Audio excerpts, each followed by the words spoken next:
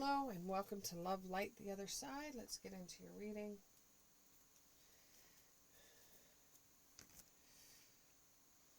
Ears have been ringing all day today. I went to a concert last night and the music was really loud. I went to an Iron Maiden concert and the music was really loud and I got a headache from it. So that's not going to stop us though. Let's go on with a general reading. Okay, give me three cards.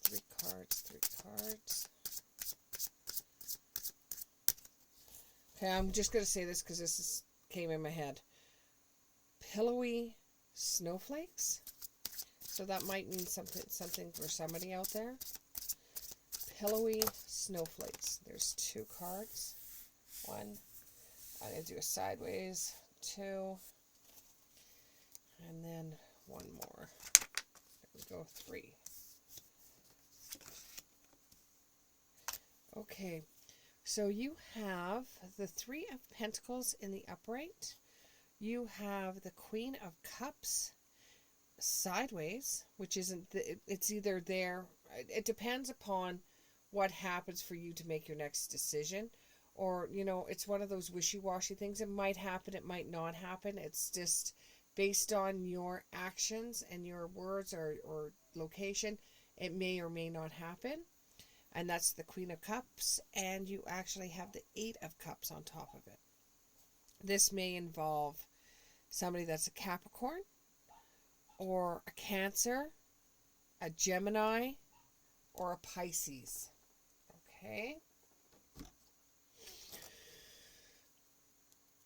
So you have to work on some teamwork.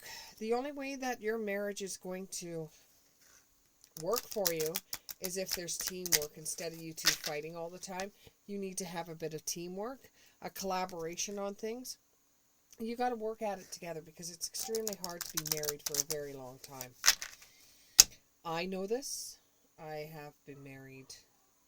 Well, I've been with my husband for 32 years and it is not easy. In fact, there is times where it's extremely hard. So you have to collaborate together. You have to have teamwork. And you have to learn from one another. And remember why you first got with this person or why you wanted to be with this person to begin with. And, you know, you've got to remember, too, throughout the years, you do change. And the relationship's not going to be the same as it was when you first started dating because it was all fresh and new. Now that you guys have known each other for a while, you have to find something fresh and new every single day to be able to keep the relationship going. That being said, it takes teamwork, okay? This has to do with a Capricorn, but it takes teamwork. Both of you working together for the same good. You both have to have an intention to be together. You both have to have that intention to stay together. You both have to have the intention that you want to be with one another. If you don't have that intention, you know, then things can go to the wayside. You want to be able to feel that when, at the end of the day, when you're finished work, you can come home and it feels like a homecoming and that there's people that are there that are absolutely, truly happy to see you. Now, with the Queen being on the side, you could be at 1 minute with this person. You could feel very comfort. You could feel happy. You could feel like they're very caring to you and nurturing. On the other side, you could feel like your feelings aren't being dealt with. You're taking what you feel on the inside instead of telling the person, hey, you know what? You really made me feel crappy. But unless you open up your mouth and say, hey, you know what?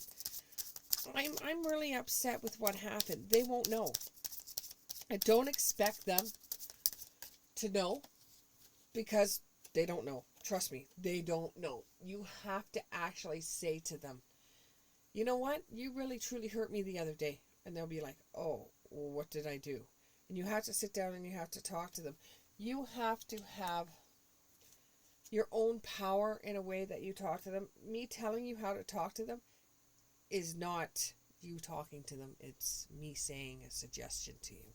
You actually have to use your own power to get through that. Your needs are not being met, and that's the reason why, one of the reasons why your relationship is taking a downward spiral right now. And you guys have to find the magic that you had before. And that's the only way that you guys are going to get in fulfillment from the relationship.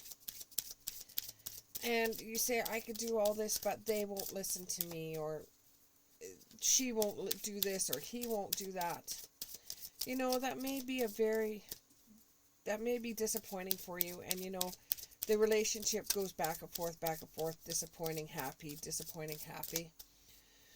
You may withdraw for a while, or you may even decide to leave in the process, because you keep on going back to the past and saying, I remember when we used to do this, I remember when we used to do that. People do change throughout the years. They cannot remain the same. And you have to initiate maybe a change happening, where you guys both maybe see a marriage counselor, not necessarily a psychic reader, but go see somebody to talk to about these situations or what's going on. And something about apples. All of a sudden I smell apples, apple pie, or something that has to do with apples. So I don't know if you're listening to this reading and you're eating apple pie, baking apple pie, apple pie spraying your house, cleaning your house with apple pie, or you have cinnamon burning, but it smells like that. You both have to show each other respect.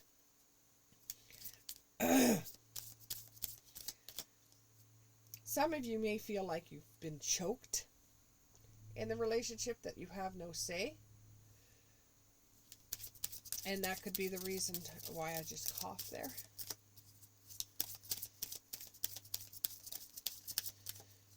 Or you might just say, this isn't a big enough issue for me to argue with this person about, and choose your arguments more wisely. Like, save them for the bigger fish in the sea.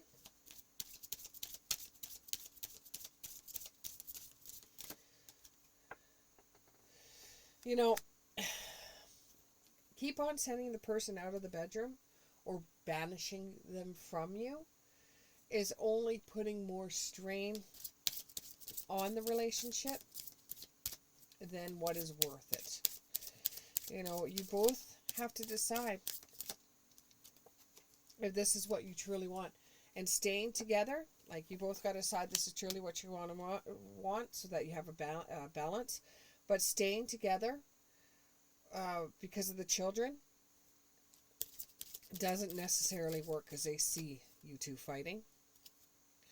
And it does upset them. So you have to decide whether you want to keep on going this way, or if you guys really want to be in a relationship together. Something will happen in spring, and you will decide then whether the relationship is worth keeping, or if there is going to be a separation. But you both will be going on the shadow side of things. You'll both be analyzing your relationship, making sure that this is what you both still want before anything gets out of hand. Okay? Now I'll go into the Love Oracle cards, because this one is about a relationship. Now, it doesn't necessarily mean you're married either. It could be that you guys are in a common law relationship, living together. It doesn't necessarily mean you're married. Tell me a little bit more. Tell me a couple more messages here, please. Okay, a couple more messages. You guys still have passion. You both still have passion. You know, and you still want to be together. You still have that union. For some of you out there, you still have the passion. You still have the union. You still have the commitment to each other. It's not like there's somebody in the middle. The only thing that's in the middle is you're arguing with each other. You know, maybe you need some time together. Just you two. Like, you know, send the kids to the grandparents' house. the dragonfly, that could mean something for someone out there. You have to be very light-hearted with each other. You know, adapt and change, because the world has changed. And, you don't want to be that couple that broke up because of the illness. You don't want to be that couple. Because, when at the end of the day, you guys both mirror each other. You're both very much alike. And that could be one of the downfalls, too, is the reason why you fight so much is because you both are very much alike.